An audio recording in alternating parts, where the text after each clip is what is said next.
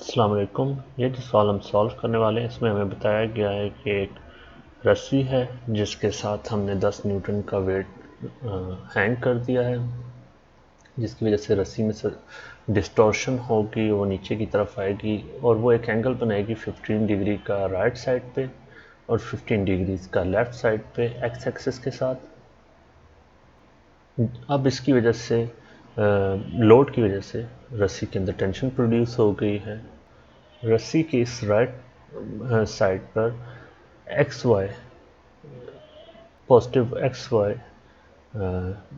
Axis की direction में एक टेंशन प्रोड्यूस होगी। इसी तरह रस्सी की जो लेफ़्ट साइड है वहाँ पे नेगेटिव एक्स और पॉजिटिव वाई एक्सिस की डायरेक्शन में एक टेंशन प्रोड्यूस होगी। ये दोनों टेंशन्स मैग्नीट्यूड में आपस में इक्वल हैं।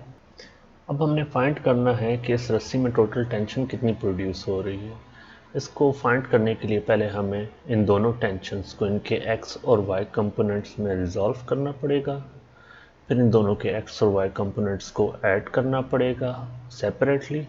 इस टेंशन के एक्स कंपोनेंट को इस टेंशन के एक्स कंपोनेंट के साथ ऐड करेंगे, इसके वाई कंपोनेंट को इसके वाई कंपोनेंट के साथ ऐड करेंगे, तो हमारे पास वो टोटल टेंशन आ जाएगी जो इस पूरी रस्सी के अंदर प्रोड्यूस हो रही है। तो सॉल्व करते हैं इसे। ये हमने टी एक्स कंपोनेंट लिख दिया लेफ़्ट साइड वाली टेंशन का, और ये हमने टी एक्स कंपोनेंट लिख दिया राइट साइड वाली टेंशन का। हमें पता है कि इसका जो हॉरिजॉन्टल कंपोनेंट है लेफ़्ट साइड वाली टेंशन का, जो रस्सी के लेफ़्ट साइड वाली पार्ट में प्रोड्यूस हो रही है, वो ऑपोजिट है रस्सी के राइट साइड वाली टेंशन के एक्स कंपोनेंट के। तो हम उसे लिख देते हैं माइनस टी कॉस 15 डिग्री। इसी तरह जो राइट साइड पर टेंशन प्रोड्यूस हो रही है उसको हम प्लस टी कॉस 15 डिग्री लिख देते हैं।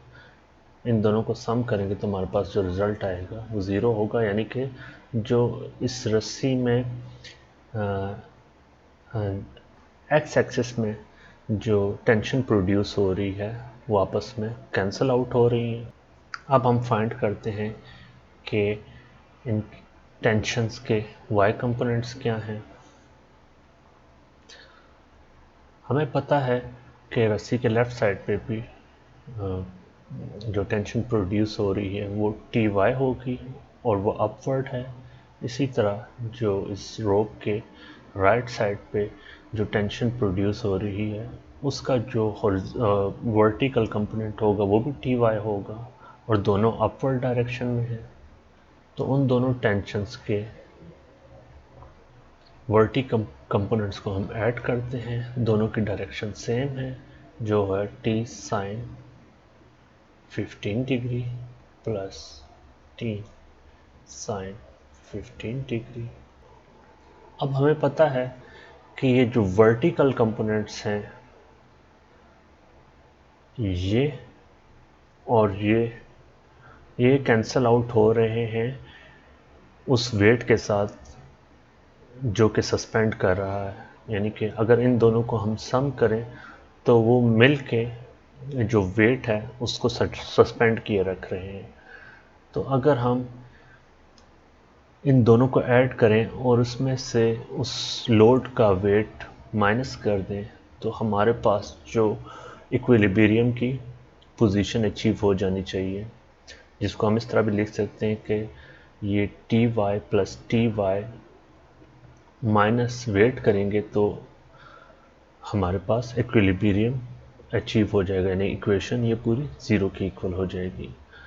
ज़ीरो के इक्वल क्यों? क्योंकि लोड मूव नहीं कर रहा होगा अपनी पोजीशन से। इसी तरह से ऊपर जो इक्वेशन हमने T Y plus T Y लिखी है, अगर इसमें से हम वेट माइनस कर दें तो हमारे पास इक्विलिब्रियम की पोजीशन अचीव हो जाएगी, यानी कि वेट या जो लोड है वो मज़ीद मूव नहीं कर रहा, एक्सेलरेट नहीं कर रहा। इसको हम फर्दर सॉल्व करते हैं। दोनों तरफ वेट प्लस कर देंगे, टी साइन 15 ऐड होकर 2t साइन 15 के इक्वल हो जाएगा।